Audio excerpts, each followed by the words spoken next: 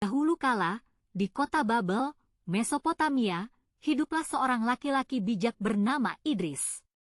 Ia cucu dari Nabi Adam pada zaman yang korup dan penuh kejahatan.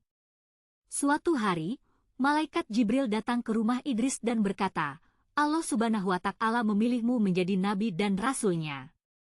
Idris terkejut, tetapi ia siap menerima tanggung jawab tersebut. Malaikat Jibril memberikan Idris kitab, Zabur, yang berisi pengajaran tentang keesaan Allah Subhanahu wa Ta'ala dan keadilan. Idris mempelajari kitab itu dengan tekun dan penuh ketelitian. Nabi Idris mulai mengajarkan kebenaran kepada masyarakat Babel. Ia mengingatkan mereka tentang kekuasaan Allah Subhanahu wa Ta'ala dan pentingnya berbuat baik. Nabi Idris juga mengajarkan larangan menyekutukan Allah, membunuh, berzina, dan berbohong. Namun, banyak orang yang tidak mendengarkan.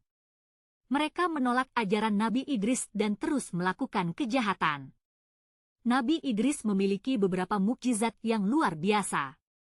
Ia adalah manusia pertama yang bisa membaca dan menulis serta memiliki pengetahuan astronomi dan matematika yang luas, dan beliau yang sangat suka belajar dan tekun mengkaji. Nabi Idris dianugerahi keahlian menjahit pakaian. Suatu hari, Allah Subhanahu wa Ta'ala menguji umat Nabi Idris dengan kemarau yang sangat panjang.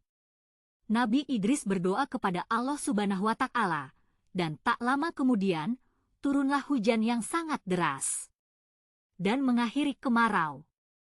Ini membuktikan meminta hanyalah kepada Allah Subhanahu wa Ta'ala. Nabi Idris hidup kira-kira berumur 365 tahun. Beliau menyebarkan tauhid menyembah hanya kepada Allah Subhanahu wa Ta'ala serta mengakan kebenaran dan keadilan. Kemuliaan Nabi Idris bermula karena melihat matahari. Beliau merasa kasihan kepada malaikat yang membawa matahari karena terlihat kesusahan lalu mendoakan agar dimudahkan membawa matahari. Beliau juga bersahabat dengan malaikat Izrail yang kagum atas kesalihan Nabi Idris.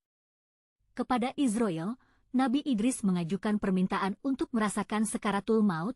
Permintaan Nabi Idris ini dikabulkan Allah Subhanahu wa Ta'ala. Setelah meninggal Nabi Idris meminta untuk melihat neraka dan surga. Tapi setelah sampai surga Nabi Idris tidak mau keluar. Malaikat merasa bingung dengan keinginan Nabi Idris untuk tinggal di surga. Kemudian malaikat melaporkan kejadian ini kepada Allah Subhanahu wa Ta'ala. Kemudian diadakan sidang yang dipimpin Allah Subhanahu wa Ta'ala.